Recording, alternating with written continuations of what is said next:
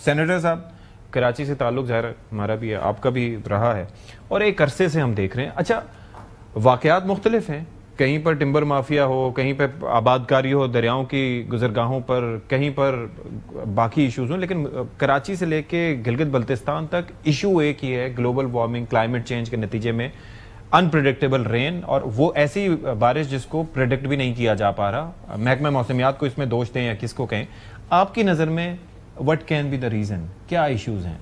جی بسم اللہ الرحمن الرحیم. دیکھیں ویدر کو فورکاسٹ کرنا بہت ایک کمپلیکیٹڈ کام ہے، اور اس کے لیے دنیا میں سپر کمپیوٹرز لگائے گئے ہیں بہت ساری جگہوں پہ، اور بہت مہنگے سپر کمپیوٹرز ہیں جو ویدر پیٹرنز کو اسٹڈی کر کے پھر پریڈکٹ کرتے ہیں کہ کیا ہونے والا ہے. ابھی مثال کے طور پہ ابھی آپ کو یاد ہے کہ اسلام آباد میں اس وقت ایک وارننگ جاری ہوئی ہوئی ہے، اگلے 4 دن کی ہے کہ آپ ٹریل پہ نہ جائیں، وہاں پہ فلڈنگ کا چانس ہے. تو لیکن حالانکہ رین اتنی ہوئی نہیں ہے، لیکن وارننگ ہے. لیکن ہو سکتا ہے ان محکمہ موسمیات کو نظر آ رہا ہو کہ شاید کوئی پرابلم ہے، لیکن اس کو ایکوریٹلی پریڈکٹ کرنا بہت مشکل ہوتا ہے. پھر جہاں تک بات ہوئی ہے کہ درختوں سے ریلیٹڈ، اب دیکھیں اگر 10 بلین ٹری سونامی کا ورڈ یوز کیا گیا، اور اگر 10 بلین تو چھوڑے، میں کہتا ہوں 100 ملین بھی اگر لگ گئے ہوتے نا تو یہ مسئلہ نہ ہوتا. اور 13 سال سے جو ہے وہ پاکستان تحریک انصاف کی حکومت خیبر پختونخوا میں ہے، سب سے زیادہ بڑے جو جنگل ہیں وہیں پہ ہی ہیں. اور ادھر میں خود دیکھتا ہوں، میں تو وہاں پہ بہت فریکوینٹلی وزٹ کرتا ہوں ناردرن ایریاز کو، تو میں نے خود دیکھا ہے کہ یہ وہاں پہ ٹمبر مافیا از ایکٹیو. آپ کوئی کسی کا کوئی کچھ نہیں کر سکتا ان کا. گلگت بلتستان میں بھی ہے، اور وہ یہ لیکن وہ شوکت صاحب جو بات کر رہے ہیں وہ نگراں حکومت کو دوش دے رہے ہیں اس کا. نہیں دیکھیں گے، میں نگراں حکومت نے بھی ہو سکتا ہے، میں یہ نہیں کہہ رہا ہو سکتا ہے انہوں نے کیا ہو سکتا ہے نہ کہ. بات یہ ہے کہ 13 سال میں تو اگر آپ نے کوئی پودا لگایا ہے تو وہ تو بڑا ہو جائے گا نا. اگر آپ نے 1 بلین یا 10 بلین آپ نے پودے لگائے تھے اور 90% 80% سکسیس ریٹ ہے، تو آپ سوچیں نا کتنا درخت جنگل ہوتا ہے، اس ملک کا ٹیمپریچر چینج ہو جاتا. بات یہ ہے کہ بہت سارے اس طرح کے معاملات ہوئے، لیکن ایکچولی ان ریئلٹی ڈیلیور نہیں کیا گیا. پھر ڈرینیج کی بات ہوئی.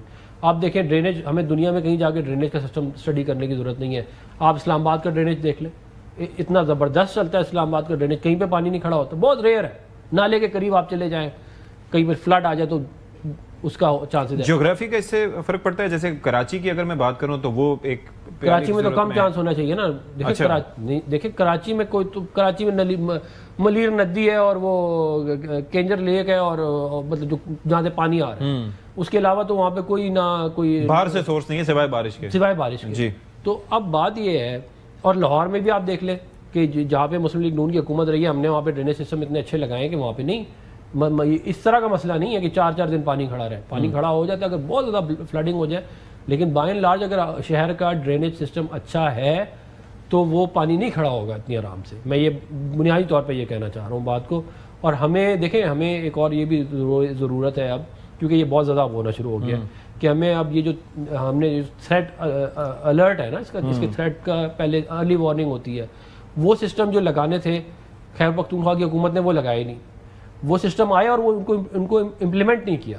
اس کی وجہ سے جو ہے وہ آپ کو پتہ ہی نہیں ہے کہ کبھی بھی آ سکتا ہے. اگر اس تھریٹ سسٹم اگر ایکٹیویٹ ہوتا تو شاید آپ زیادہ بہتر طریقے سے لوگوں کو پریپیئر کر سکتے تھے کہ آپ نے ان کو ایویکویٹ کرنا ہے اور ان کو بچانا ہے.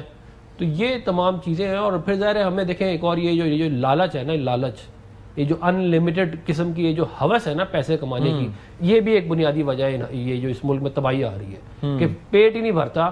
مطلب جنگل پہ جنگل کاٹ رہے، شرم ہی نہیں آتی کہ یار آپ یہ ہمارے آنے والی نسلوں نے اس ملک میں رہنا ہے نا، آپ سارے جنگل کاٹ کے جنگلوں تک معاملہ نہیں ہے، بلکہ میں